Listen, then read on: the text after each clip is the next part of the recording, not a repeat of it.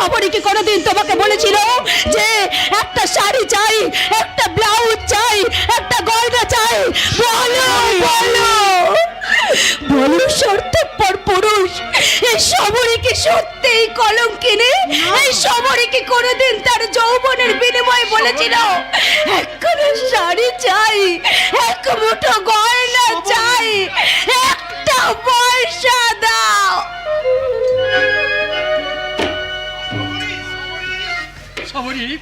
আপনি বাড়িতে আসুন শুভঙ্কর দা। সবরই অজ্ঞান হয়ে গেছে, এক্ষুনি হয়তো ডাক্তার ডাকতে হবে। কি হলো?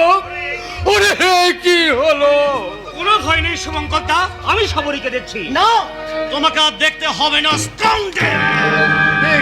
কি তুই কি করলি দিবাকর? ঠিকই করেছি দাদা। না না, এ তুমি ঠিক করনি বাবু। এ তুমি ঠিক করনি বাবু, এ তুমি করনি।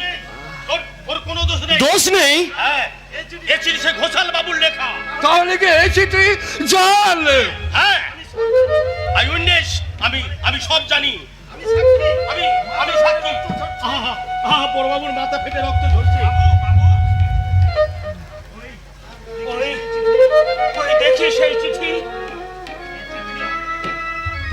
এই চিঠি আমি লিখেছি, আর তাই তোমরা বিশ্বাস করে এক মুঠো ভুল আস্থা করে ছুঁড়ে ফেলে দিলে। রূপ, তাই ওরা চক্রান্ত করে আমাকে বিদেশে পাঠাতে চেয়েছিল। রূপনারায়ণ, বাড়ি যখন ফিরলাম তখন সব শেষ হয়ে গেছে। রাতের শেফালি মাটিতে ঝরে পড়েছে। না না না না, এ আমি কল্পনাও করতে পারিনি, এ আমি স্বপ্নেও ভাবিনি। দিবাকর, আমি না হয় লোফার স্কাউন্ড্রেল, কিন্তু তুই তো রেমে পড়ার দৃষ্টি দিয়েও ওদের চক্রান্ত ধরতে পারিসনি।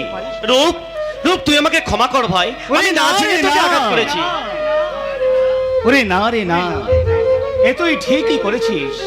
আকাশের চাঁদ আমি ধরতে পারিনি সত্য, কিন্তু তার সবটুকু কলঙ্ক আমি মাথায় পেতে নিয়েছি। না না শুভঙ্কর দা, তার জন্য আমার কোনো দুঃখ নেই, কোনো অভিমান নেই। এতটুকু অভিমানও আমি কারোর বিরুদ্ধে করব না। আমি শুধু ঈশ্বরের কাছে কাই মনোবাক্যে প্রার্থনা করে যাব, সবরই সুখী হোক, সে সুখী হোক, তাদের দাম্পত্য জীবন মধুময় হোক। তুমি আর